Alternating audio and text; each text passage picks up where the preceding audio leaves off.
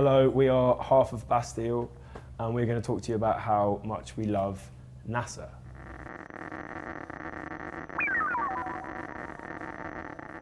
We were playing a show, like we all are kind of minor space geeks, in that it's fucking awesome.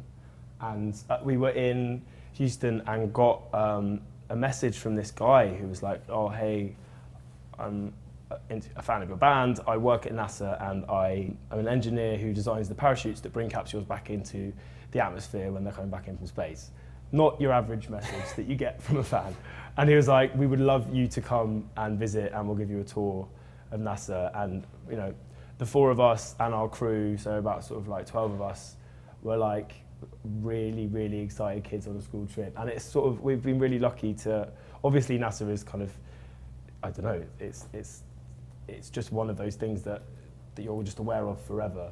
Yeah. And it's such a kind of like potent, famous, amazing agency and I don't know, even I'd say brand in a way, but so you know, to get to go there and you know, see mission control and all these things firsthand was amazing, and it's sort of like reignited in all of us, some more than others, a kind of a real love of space and just finding out about space exploration and space technology. And weirdly, I think, you know, NASA are quite good at engaging with people, but it sort of started a bit of a relationship with them, which is nuts. You know, we're like just four idiots in a band that we get to see certain things is incredible. And it kind of culminated in us being invited to a space launch, which was mental.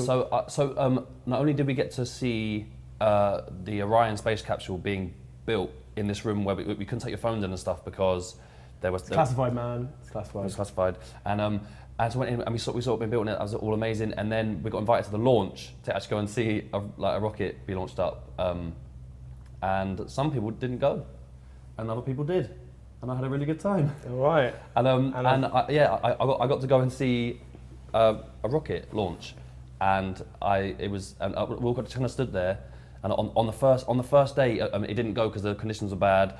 And on the second day, you have to get up like 3 a.m. to go and see it. And we all stood there, and like the countdown was going on. It was like, oh, is it gonna go? And they went off. We all kind of stood there, and it all went quiet. Everyone's eyes just kind of welled up a bit. It was just like, what's going on? And that was it. And then it went. I think it went round the. I think it went round the moon, or something like that. And then basically they slingshotted it back into Earth to try and replicate the kind of speed it would be going if it did come back from Mars to test the heat shields. And they landed in the exact place in the sea they said it would at the exact second. And you know, you can't get a bus these days without being late.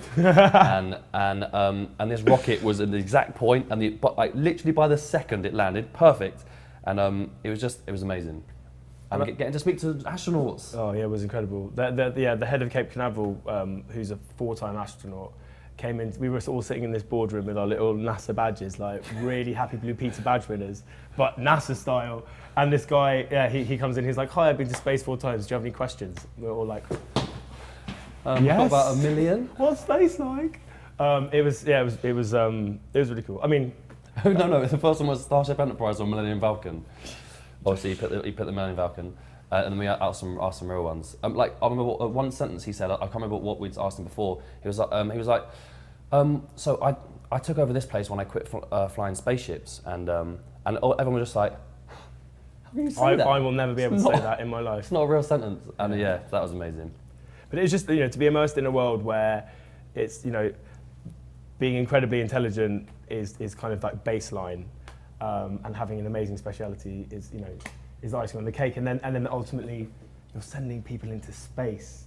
Anyway, so NASA is good.